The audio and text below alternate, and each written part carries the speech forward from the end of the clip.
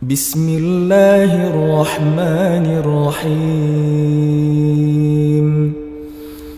Saudaraku seiman, kita coba akan lengkapkan bahasan ini dengan kisah-kisah bagaimana orang salafus saleh dulu yang pernah berbuat dosa lalu mereka bertaubat, ya.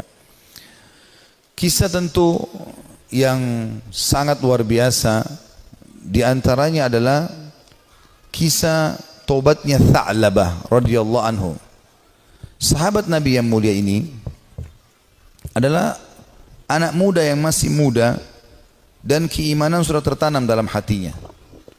Zaman dulu orang tidak punya kamar mandi dalam rumah, maka orang kalau mau pergi ke WC ataupun mau mandi, maka biasanya orang pergi ke padang pasir.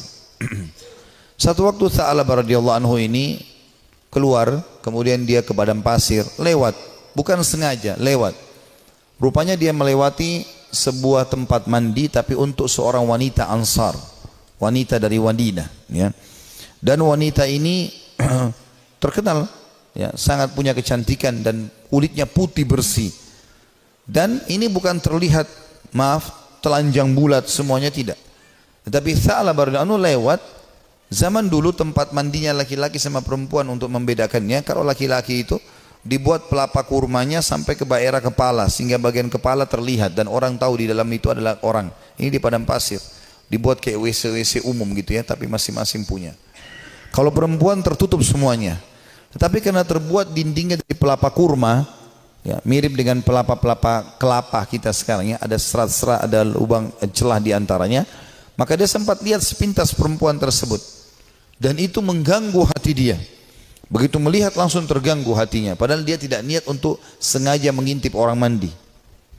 Maka dia merasa tulang-tulangnya gemetar, kesemutan, otot-ototnya merasa kesakitan dan lemas. Lalu kemudian dia segera naik ke atas sebuah bukit yang sangat tinggi di Madinah. 40 hari dia nggak pernah turun.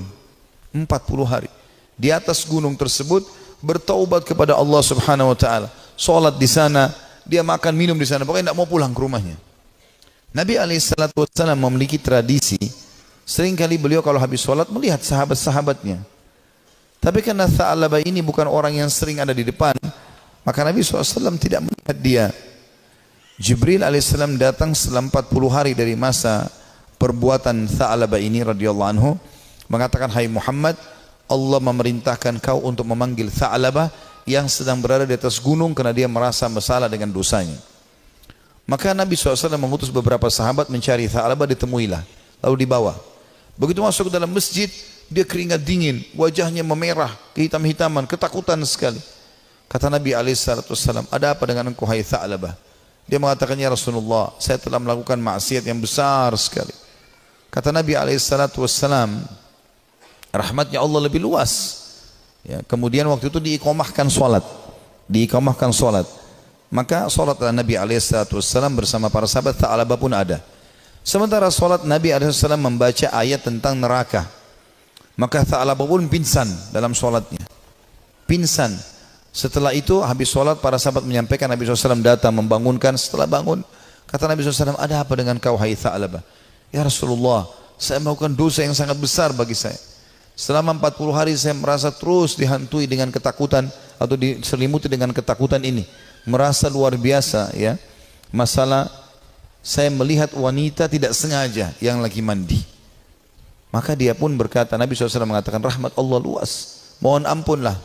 Dia mengatakan, "Ya Rasulullah, tapi hati saya masih betul-betul terganggu dengan ini." Ya. Maka Nabi SAW setelah mengatakan rahmat Allah luas, pulanglah semua sahabat ke rumah, sampai beritakan Nabi SAW kalau Tha'labah sakit di rumahnya. Maka Nabi SAW datang ke rumahnya, kemudian ingin meletakkan kepala Tha'labah di atas paha Nabi SAW. Tha'labah terus berusaha menjauh radhiyallahu anhu. Kata Nabi SAW, "Kenapa kau jauhkan kepalamu dariku?" Dia mengatakan, "Ya Rasulullah, kepalaku penuh dengan dosa." Ini bayangkan sosok seorang sahabat yang hanya sekedar melihat tidak sengaja wanita, ya, yang sedang mandi, itu pun cuma di celah-celah pelapa-pelapa kurma itu. Maka Nabi SAW mengatakan rahmat Allah luas. "Apa yang kau rasakan, hai Tha'labah?" Kata Nabi SAW. Kata Tha'labah, "Ya Rasulullah, semenjak saya lakukan perbuatan tersebut, hatiku rasanya seperti sedang direngut ya, seperti ditekan dengan sesuatu. Tulang-tulangku dan otot-ototku seperti kesemutan semuanya. Aku merasa ketakutan yang luar biasa. Apa harapanmu, kata Nabi SAW? Dia bilang, harapanku agar Allah memaafkan semua dosa-dosaku. Ya, bukan cuma itu saja, aku memaafkan, mohon supaya Allah maafkan semua kesalahanku. Maka Nabi SAW mendapat wahyu dari Jibril AS. Jibril mengatakan, sampaikan kepada Tha'labah, hai Muhammad, kalau Allah sudah memaafkan bukan cuma itu, tapi semua dosanya. Maka Nabi SAW mengatakan, hai Tha'labah, terimalah berita gembira, karena sungguhnya Tuhanmu Allah telah memaafkanmu, dan ini Jibril datang menyampaikan wahyu itu. Maka Tha'labah pun bergembira, senyum, kemudian dia bertakbir lalu meninggal dunia.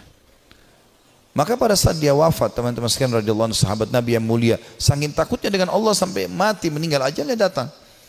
Waktu itu Nabi SAW mengatakan, urus jenazahnya segera, kita kuburkan, dimandikan segala macam, disolati. Habis sholat, lagi mau diantar ke kuburan, Nabi SAW jalan sambil jingkrak-jingkrak, ya, sedikit beliau jinjitkan kakinya.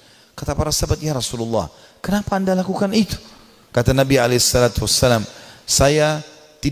saya merasa malu dengan para malaikat, dan saya tidak bisa menghitung jumlah mereka yang sedang datang melayat jenazahnya Tha'labah radhiyallahu anhu.